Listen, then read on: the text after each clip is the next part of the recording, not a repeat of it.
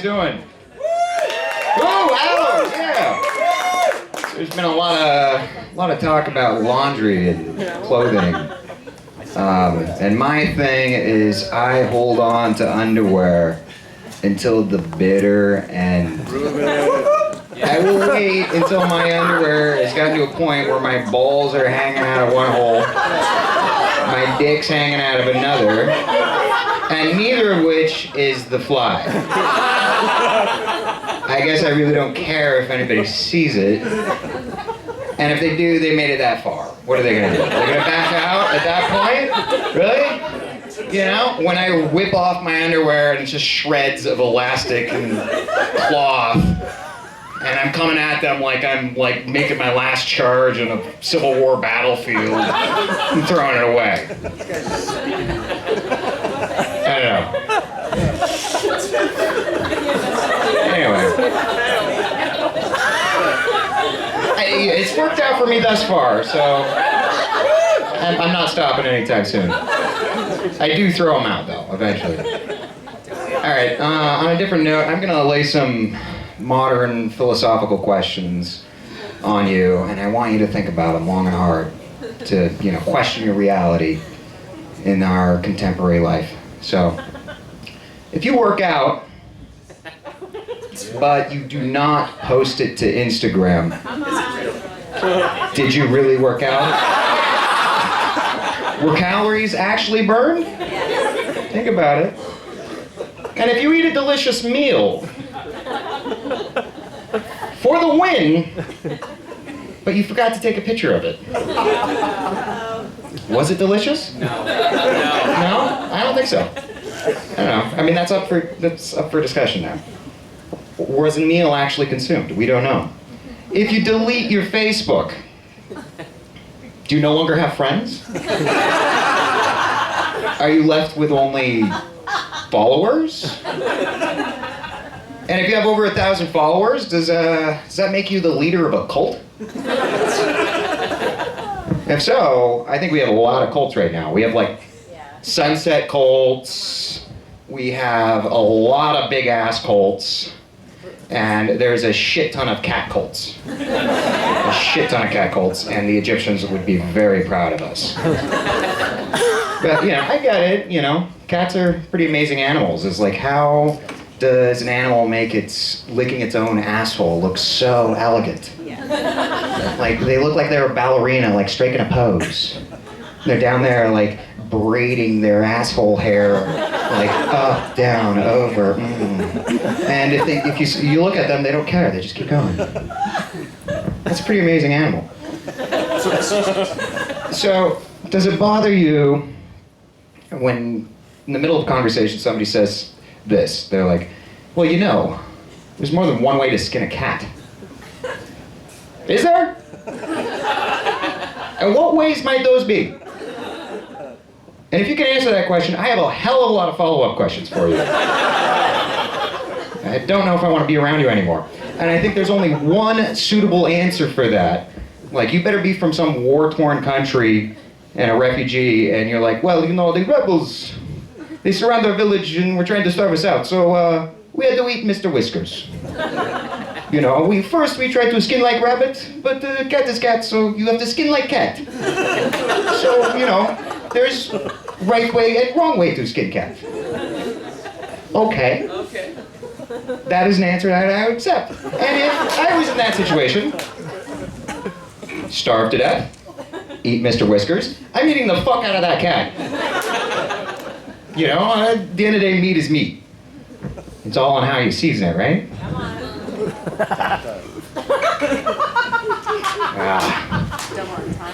Can't eat cat, right? I will. So I ate some mystery street meat in Mexico. And I went back to my host and I was like, hey, I ate these amazing tacos down the street in this little square. And she's like, I know! You ate puppies! I was like, I ate dog? Those were dog tacos? But I still had the juices in my mouth. And it was really delicious. So I wasn't that upset, actually. I was just kind of like, huh. So that's what dog tastes like. I guess puppies are kind of delicious. I know, you're like judging me right now. I can feel that tension, you know, how dare I eat dogs. You don't give a fuck about pigs, but how dare I eat dogs. You know, we name them, so. But you would eat dog. And I'm not talking about in like an apocalyptic scenario here. You would eat it in the right setting if it was local and it was organic. You know, anybody will buy anything that's local and organic. Buy or eat it. Like I saw some local campfire cologne. It was a box of sticks that you burn and waft over yourself. So if you buy that and you wait an hour in line to eat bullshit ice cream flavors like berries, baked beans, and barbecue, don't tell me if the opportunity didn't arise, you would not eat dog. You would eat it. You know, you just wait until you see that Instagram post and it gets over 1,000 likes. And you just have to go down. You got to be first in line to try the new, like, local artisanal salami makers smoked white pepper Pomeranian. You would try it, and you would like it because, yeah, I would know puppies are delicious. I mean, at least I was eating local and organic in Mexico. Come on. It's so true. That's why it's funny. All right, so here's something I don't understand. You know, living in America, how is it that a lot of people still don't understand how H's in Spanish work? Like, we all have that asshole friend that comes up and they say something that we have no idea what they're talking about. They're like, oh my God, I went to this local taqueria and I had some horchata. And it takes me a second to be like, what the fuck are you talking? You mean horchata at the taqueria? Okay, but what the fuck is horchata? Let's break this down here. It starts with whore and it ends with chata. Like New England clam chowder? Horchata? Where would this be relevant? Is there some Bosner somewhere that picked up a prostitute? And he's like playing around down there and he finds some discharge and he's like, ah! Horchata! I didn't sign up for horchata. Get out of my car! I'm not paying for this. Now that makes sense. Yeah. But I mean, you know, have you ever been to that place where they leave the horchata in the thing for too long and they add some cream and it's like exposed to the sun, curdles a little bit? That's horchata too. Same thing.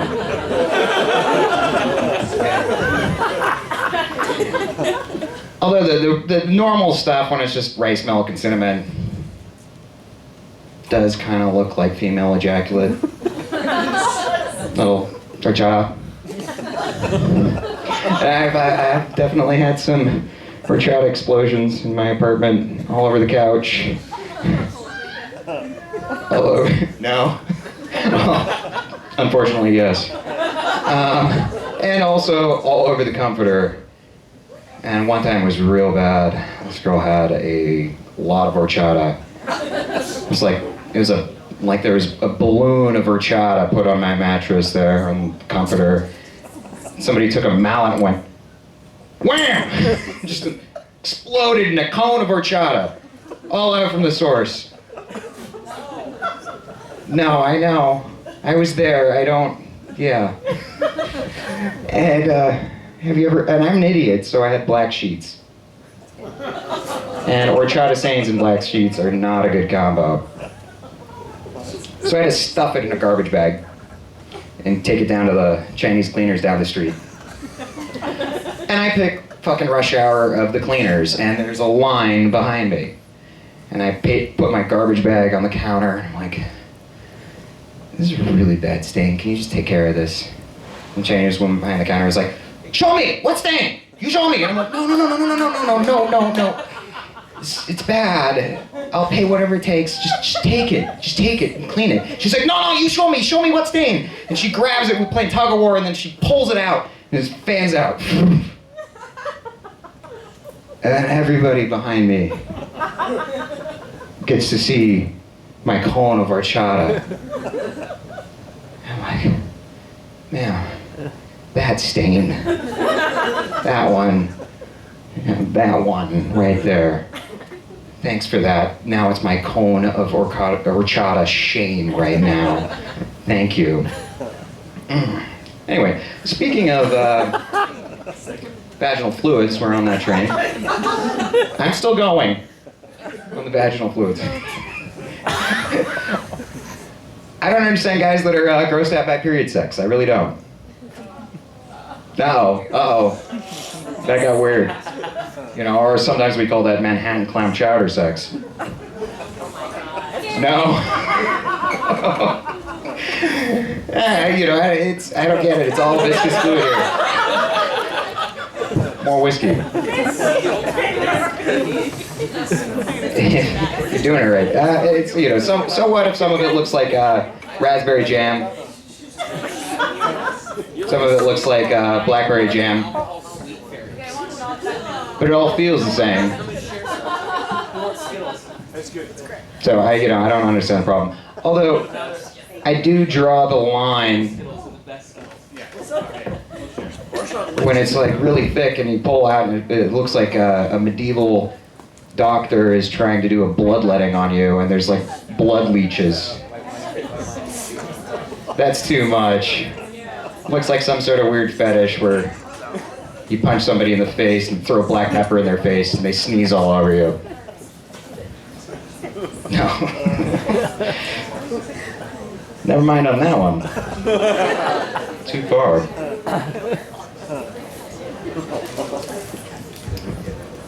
So, I don't know if this happens to you, but every once in a while it happens to me. I walk into my local bar and I just want a beer. And it looks like I've walked into a bad dream. Everywhere around me, there's dudes wearing top hats with feathers and leather pants, and they're shirtless. And then they're wearing a leather vest over that shirtlessness. And these guys are everywhere.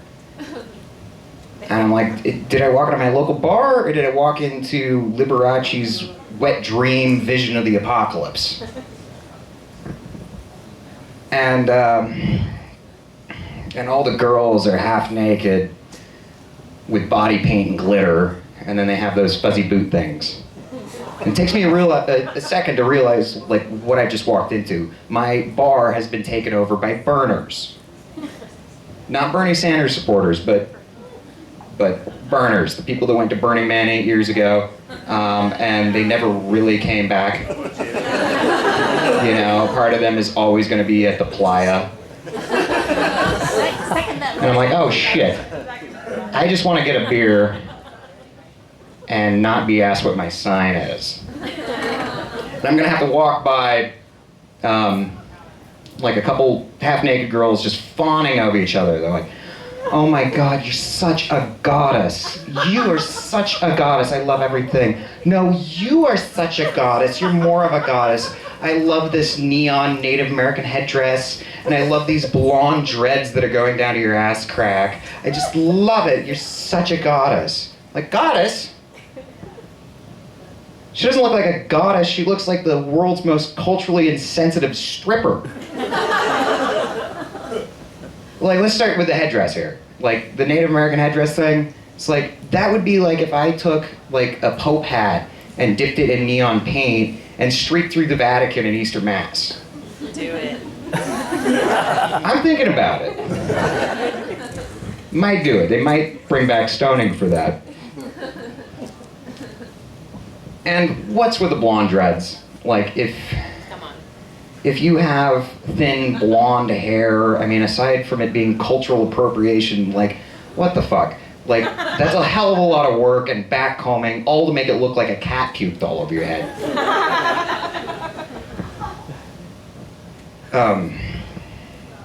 And I also wonder about like these trust funders and people that go to all these festivals, they seem too lazy to me to do all that work to do the cat puke head look, the blonde dread look. So I'm wondering, is there a salon where you can get blonde dread extensions? And what would it be called? Is it like Salon Goddess?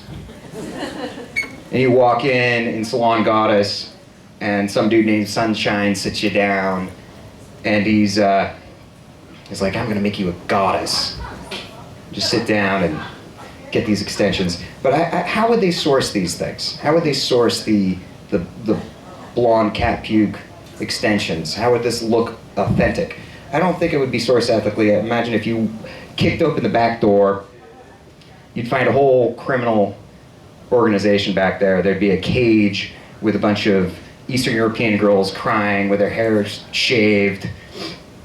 And over here, you'd have like a whole bunch of other cages of cats.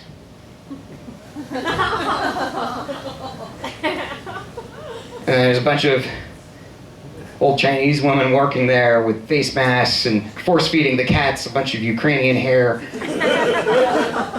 And there's this just symphony of miserable cats all puking, going, "Mwah, mwah, mwah, mwah, mwah, mwah, mwah, mwah, mwah." As far as you can hear, all that, and there's a bunch of child labor just picking up the scraps and sewing them together. All to make a goddess. So, next time you see one of those goddesses, just think about all the pain and suffering and the tortured cats and the cultural insensitivity that it took to make a goddess. On that note,